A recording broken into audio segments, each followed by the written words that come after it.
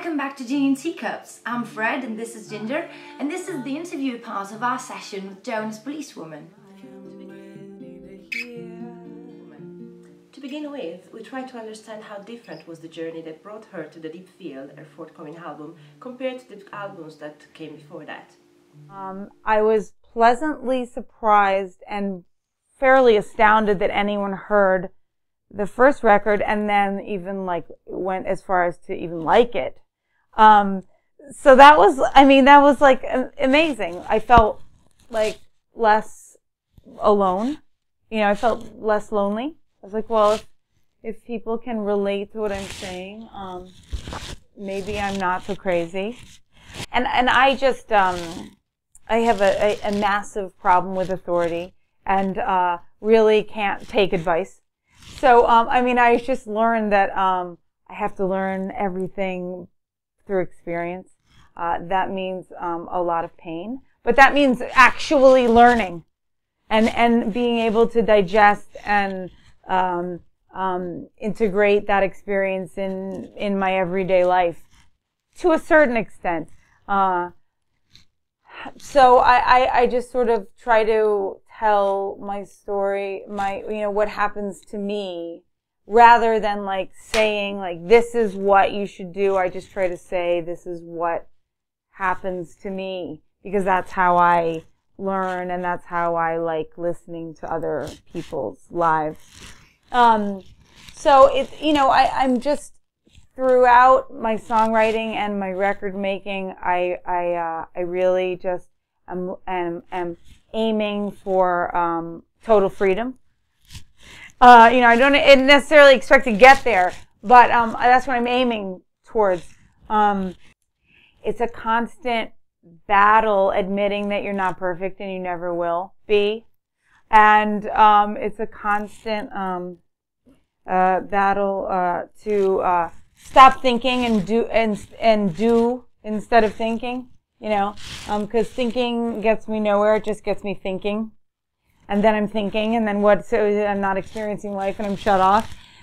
So this record definitely talks a lot about not thinking and doing instead of thinking, and trying to turn, figure out the magic formula to turn your brain off, and accepting a lot of unknowns.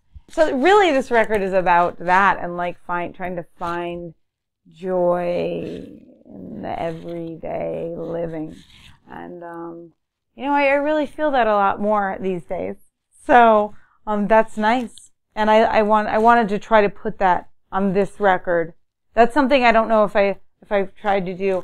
I really tried to, make a musical, representation of joy on this record, because I think it's really important to remember. It's very easy to be cynical, and but it's also very easy to be joyful. So The deep field is a very high point in awareness, both as an artist and as a human being. But what we try to understand is if and how much collaboration counted into creating the piece of art that the album is. My job is to write the song. And this is what I feel like.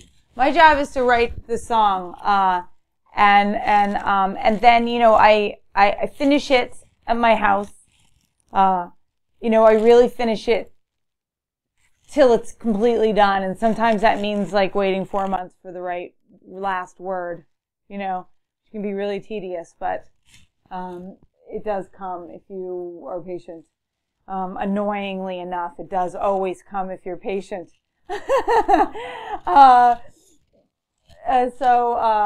And then I work out the song with my rhythm section, who is Parker Kindred, who plays drums. And the guy that I tour with is named Tyler Wood. He plays Moog bass, keyboard bass, and keys. But I got a number of different bass players on this because some songs were the keyboard bass worked for, and then a lot of them I wanted electric bass. So I played with a bunch of different amazing bass players. But so we work that out in the practice space, and then we record the basics. But then we're all recorded in one room so that we're actually playing together this close to each other,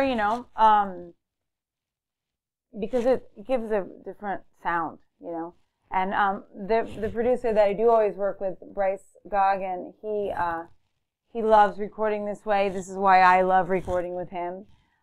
He's a total an amazing musical mind and sound genius, in my opinion. Not only with him and the engineer, Adam Sachs, who's great, but also with all the instruments.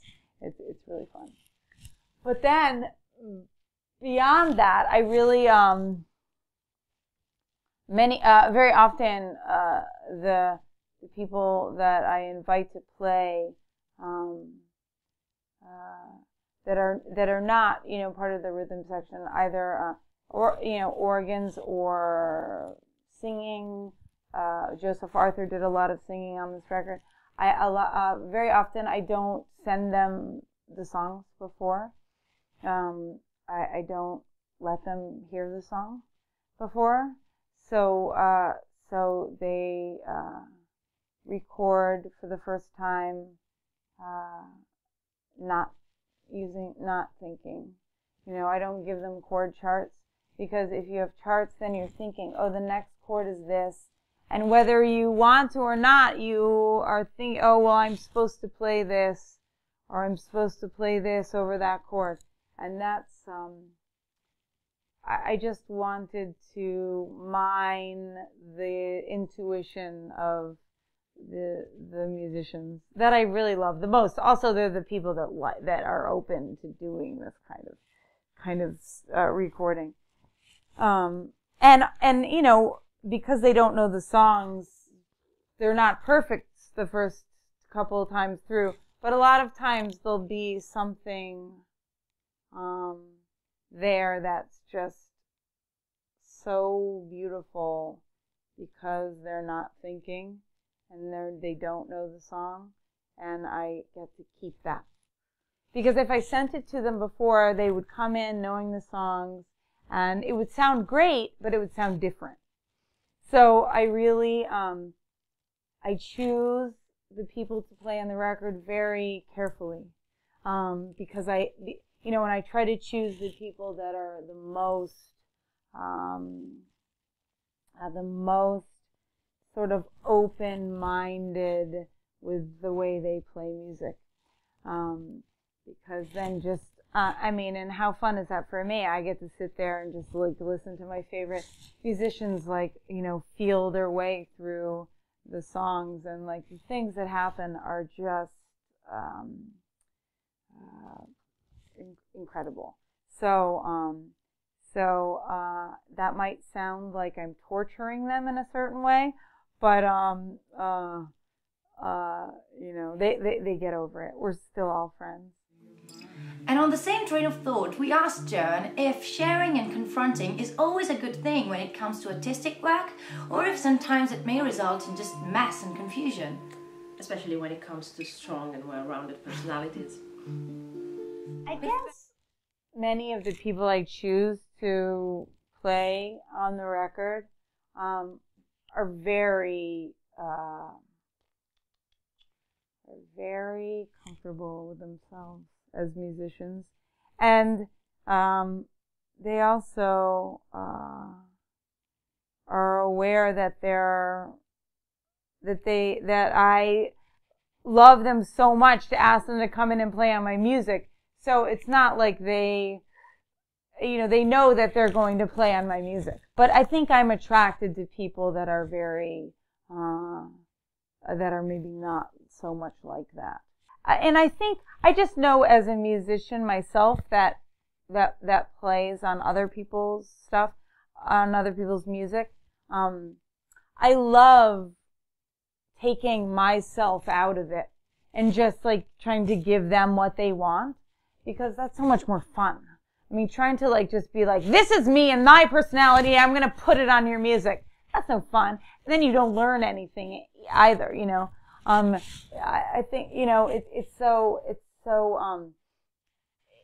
fun to sort of like try to figure out what they want, and then your personality comes out anyway through, you know, trying to work out what someone else is wanting, because they might be thinking about a particular thing, but the references they give you are different for you. So I mean, I think I choose people that like to that really enjoy collaborating. Yeah. When we've read that Joan is obsessed with lyrics and doesn't get a song recorded until she's perfectly sure of them, it made us think of Glenn Gould and the quest for the perfect execution. But we also try to understand then if this research for perfection doesn't compromise in any way the message that tries to be conveyed. Oh, just thinking about Glenn Gould makes me feel really emotional. I mean, he's so unbelievable. I always record everything when I'm writing because I think I'll remember, but I don't ever remember. And then also just like the weird things that come out of your mouth that you don't expect to happen are preserved on tape. And then you can listen back and be like, and sort of write down what you wrote. And sometimes I fill in the melody with just placeholders so I can, word placeholders or sound placeholders so I can sort of work out the rest of it. But I find that most of the words come really easily. I mean, this is, I think, true for a lot of songwriting for me.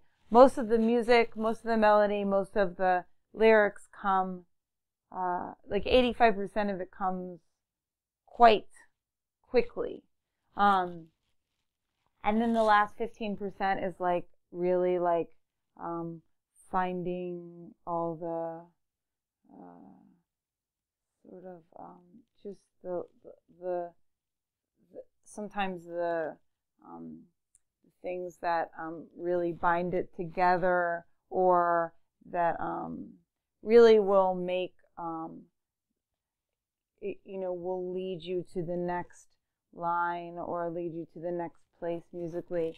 And sometimes I may have a word in there that means what I mean, but it doesn't fit the music, or it doesn't, so I have to sort of work, change things around so that the rhythm of the word, I have to find a different word. And then sometimes I find a different word and then it means a little bit something different, so I have to change. It's just like the very last elements sometimes just take a long time because the final details are really important. So the immediacy of the song is sort of there from the beginning, and then sort of the last ways that it's presented, I feel enhance the immediacy of it. I mean, I hope so.